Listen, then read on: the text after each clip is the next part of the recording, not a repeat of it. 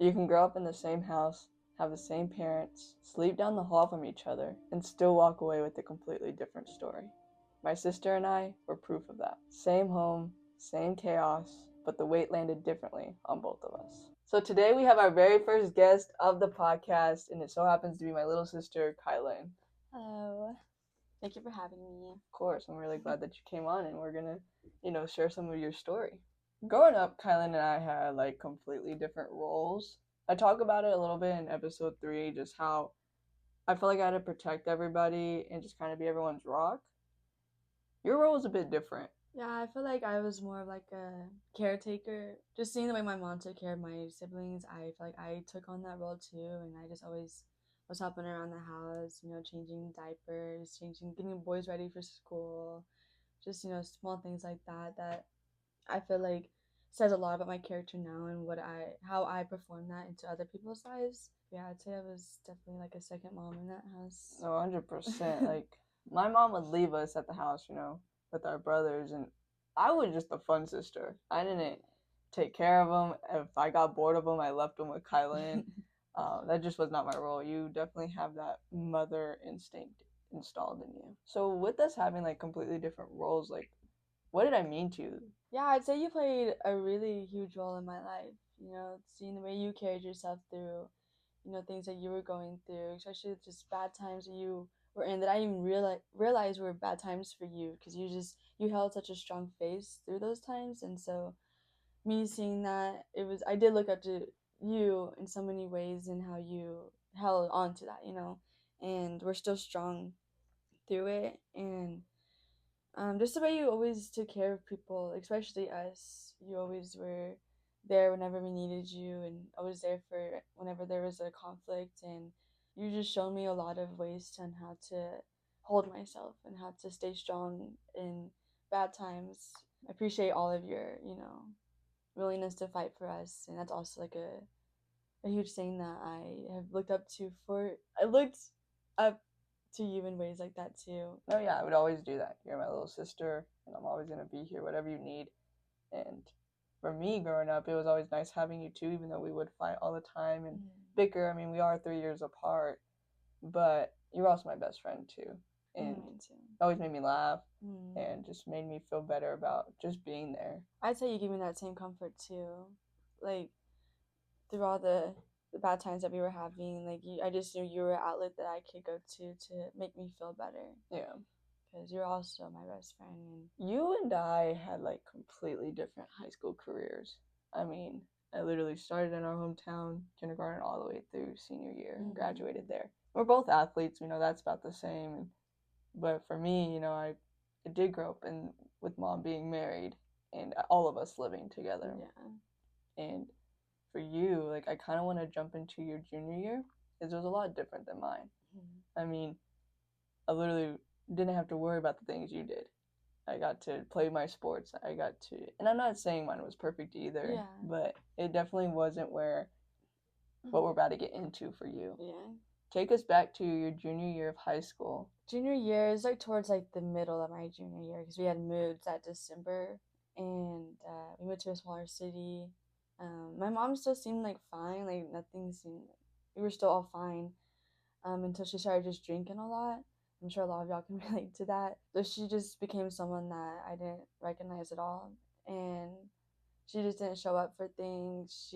I was always like, I became a caretaker in a sense that like only so that she can have fun and only so she can go out. It became more of an annoyance to me though to take care of my siblings because I felt like she was just using me. Like she was just using my caretakingness because she knew that I could do it. She knew that I was going to be there. And of course I'll be there. Like those are my siblings. Like I would do anything for them. So flash forward to my senior year, I was in varsity track. I didn't really have like a lot of friends, but I had a boyfriend, which kind of helped a lot in situations where between me and my mom.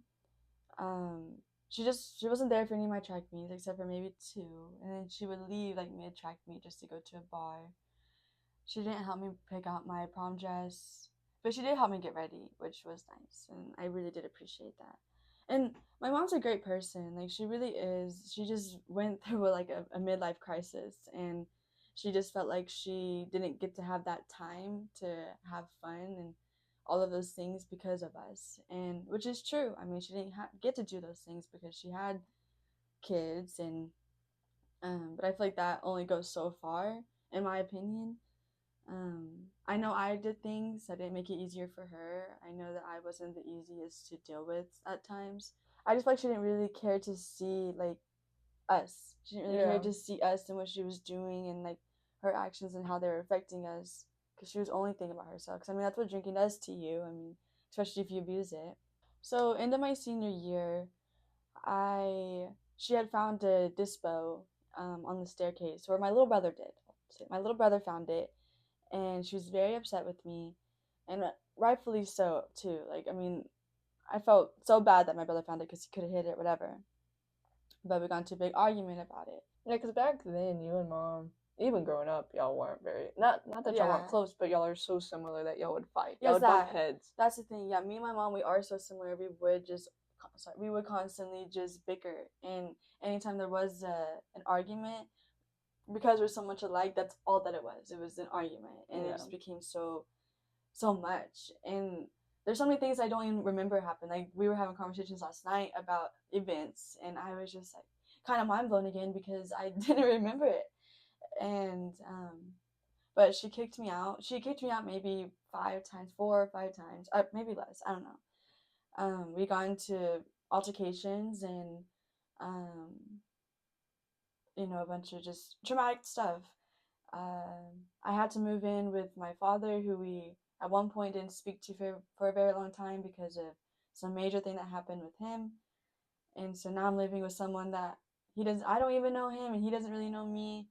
And so it was just a very like uncomfortable time for me, which I'm grateful for it though. Like, I'm grateful that I had some like a roof over my head. But then my little sister, she also moved out of the house, and so then she was also living with my father and me, and I really had nowhere to go. Like, really took over the room that I was staying in. And then Kay's, my little brother, had his own room, which was mine, but it had all of his stuff in it, like little boy stuff. So it's like it wasn't really mine. And so there'd be nights where I was sleeping in my car because I just really felt like I didn't have anywhere to go and I only had myself. But then I got my own apartment, and that really helped a lot with obviously having my own space. Me and my mom, I kind of just cut her off after that. I just really didn't want to like have to deal with her anymore, I guess, and what she was going through. I think that's great, like what you just shared. But for our people that are listening, I want to dive a little bit deeper into you being kicked out.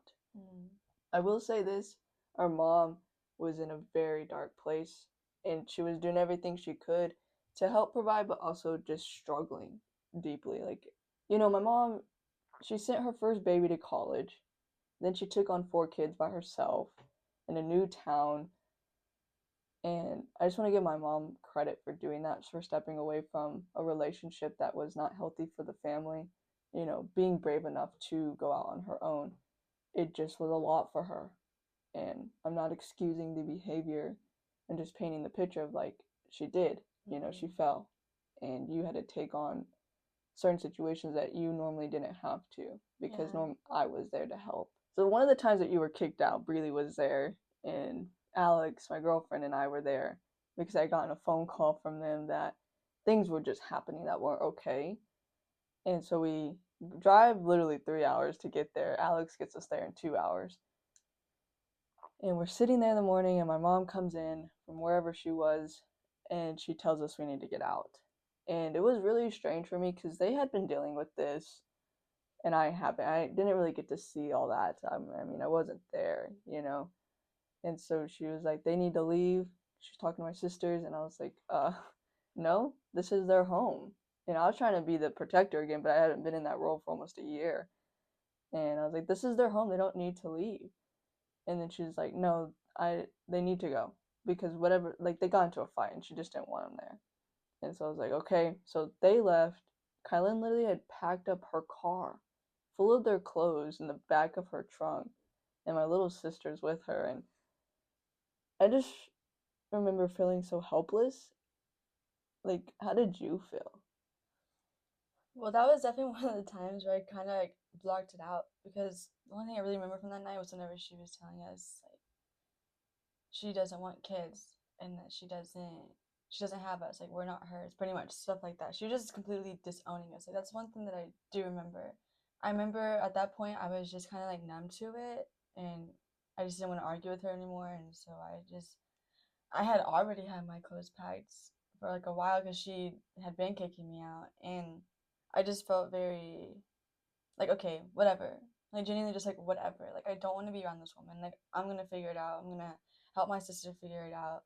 Because that's just kind of what you have to do at that point. Because like what more can you do than staying with the demon? Because that's what she was at that time. Like her demon, you could just that night you could just see it. Like just see the demon that was inside of her. Overall, I just wanted to get out of there, and I just didn't want to hear anymore that she didn't want us to be there.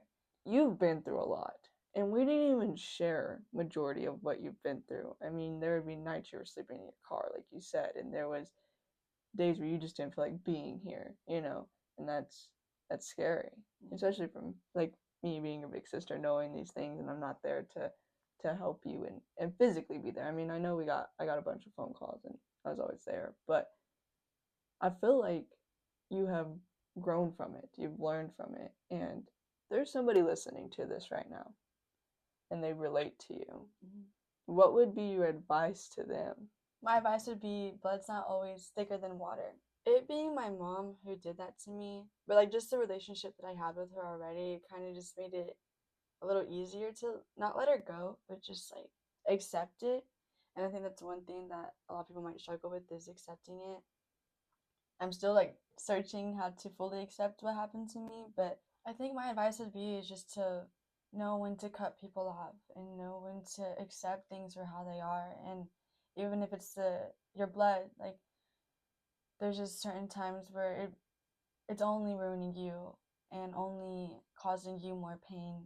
I just feel like overall that whole thing with my mom, and even still to this day, like we have our struggles. Like for me personally, I just know that I have a higher being that's going to be able to be there for me through all of those things. And with everything that I went through with my mom, it helped me get closer to God. And I feel like that's really what brought me out of the mud. Like that's really the advice I could give is that's what I did. I had to give it to something else because I couldn't hold it myself.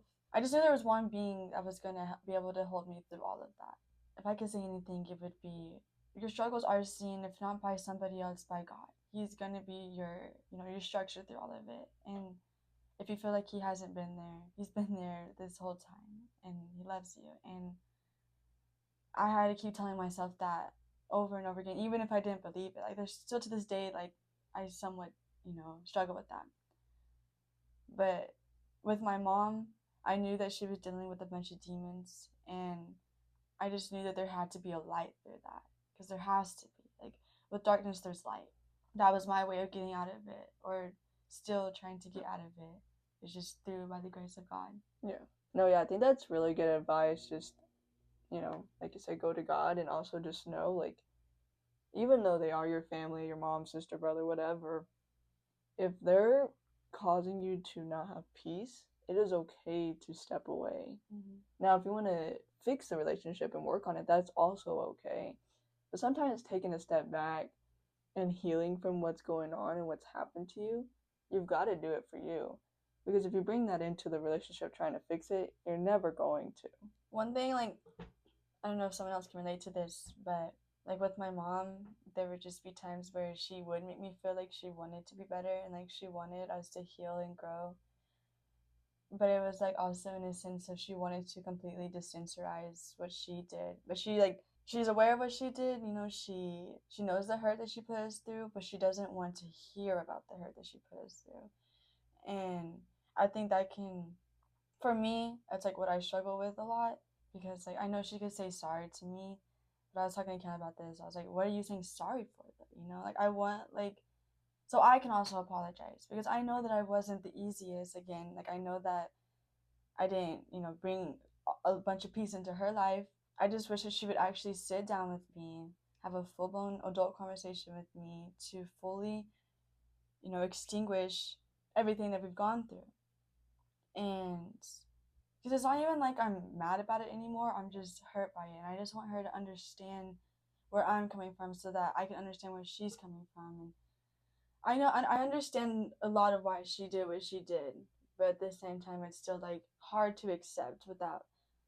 Well, that's the thing too. Like, there's just gonna be times where you have to just accept it without knowing, and I think that's a big thing that I struggle with is accepting things without knowing. Because I've always been the type of person to want to figure it out, get to the roots of it. Like, why are you treating me this way? What did I do? Like, why? Just constant whys, and like that's a very toxic mentality to have because there's just some questions that can't be answered, and just some things that you just have to grow and move on from with God. And that's like for me because that's what I've been doing my whole life is just being able to accept things and learn from it. And how am I going to use my struggles to help somebody else, you know? I'm very proud of the person you've become. You've gone from this little annoying little kid to this woman, and I'm proud to call you my sister.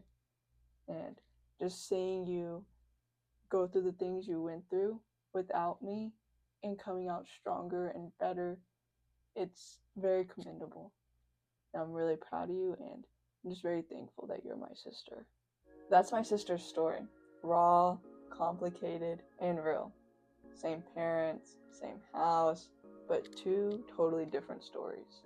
I'm very grateful she let me share it because I know many of us carry silent battles with family that nobody gets to see. If you're listening to this, thank you. It means a lot to me and to her. Follow No Blueprint on all our socials, everything's in the description down below, so you don't miss out on what's next. In episode 5, I'm opening up about what it feels like to always be the one showing up for people, only to realize they don't always show up for me. Until then, remember, there's no pressure, no plan, just life in real time. Peace. Bye.